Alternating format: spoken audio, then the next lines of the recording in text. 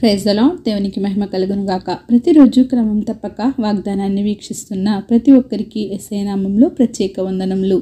Subscribe చేసుకుని అనేక మందికి షేర్ చేసి దేవుని మాటల ద్వారా బలపరచండి. ఈ దినమునకై ఏర్పాటు చేయబడిన దేవుని వాగ్దానము. మొదటి దినవృత్తాంతముల గ్రంథము 28వ అధ్యాయము 20వ వచనము. నీవు బలము పొంది ధైర్యము తెచ్చుకొని ఈ పని పూనుకొనుము, భయపడకుండుము, వెరవకుండుము. నా దేవుడైన యెహోవా నీతో కూడా ఉండును. Be strong and of good courage, and do it. Fear not, nor be dismayed, for the Lord God, even my God, will be with thee.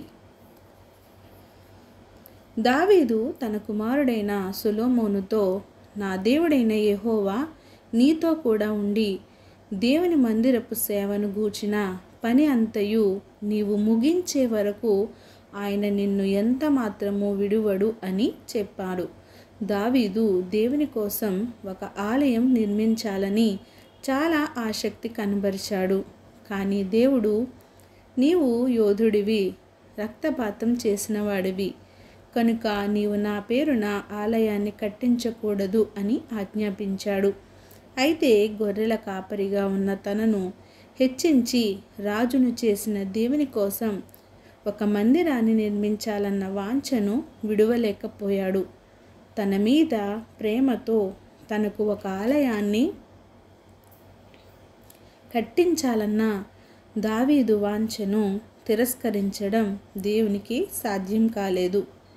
నీ కుమారుడైన సొలొమోను నా ఆలయమును, నా ఆవరణాల్ని కట్టిస్తాడు అని వాగ్దానం చేశాడు. తన కుమారుడు సొలొమోను మందిరాన్ని నిర్మిస్తాడన్న వాగ్దానం పొందిన దావీదు దానితో సరిపెట్టుకోలేదు. మందిరాన్ని గూర్చి, దాని నిర్మాణం గూర్చి నిరంతరం ప్రార్థించి ఆలోచించినందువలన మోషే తర్వాత మరెవ్వరికీ దొరకని మహాభాగ్యం అతనికి దొరికింది. యెహోవా తన చెయ్యి దావీదు మీద ఉంచి ఆలయం నమూనాను అతనికి ఇచ్చాడు. దేవాలయ నిర్మాణానికి దేవుడు నిషేధించినప్పుడు దావీదు తన పని మానుకుని ఉంటే యెరూషలేం దేవాలయం నమూనాను చూడగలిగేవాడు కాదు. మనం కూడా దేవుని కోసం సేవ చేయటానికి అడుగు ముందుకేసినప్పుడు దేవుడు మన తీవ్రతను, విశ్వాసాన్ని, పని పట్ల మనకుండే శ్రద్ధను పరీక్షించడానికి మౌనంగా ఉండిపోతాడు. అనుమతి నిరాకరించవచ్చు, కానీ సర్వశక్తిమంతుడైన దేవుణ్ణి పట్టుదలతో ప్రార్థించినప్పుడు దేవుడు తన అనుమతి ఇవ్వడమే కాకుండా మనలను ఆశీర్వదించి కార్యం ఎలా సాధించాలో కూడా చూపిస్తాడు. ఈ కొద్ది మాటలు దేవుడు దీవించునుగాక. ఆమెన్. చిన్ని ప్రార్థన. సకల ఆశీర్వాదాలకు కారణభూతుడైన మా ప్రియ పరలోకపు తండ్రి, మీరు ఇచ్చిన వాగ్దానంకే వందనాలు దేవా. ఎవరైతే ఈ వాగ్దానాన్ని విన్నారో, విన్న వాక్య ప్రకారం వారి జీవితాన్ని సరిచేసుకుని జీవించే భాగ్యాన్ని ప్రతి ఒక్కరికి దయచేయండి అయ్యా. అవును ప్రభువా, మీ పనిని చేయాలని ఎవరికైతే ఆశ ఉన్నదో నాయన, వారి ఆశను తీర్చండి. ఏ పని పూనుకొని నా తండ్రి ప్రభువా, అది నీ చిత్త ప్రకారం జరగడానికి సహాయం చేయండి. ప్రార్థన వస్తుకొని ప్రతి ఒక్క బిడ్డని సమయంలో జ్ఞాపకం చేసుకోండి.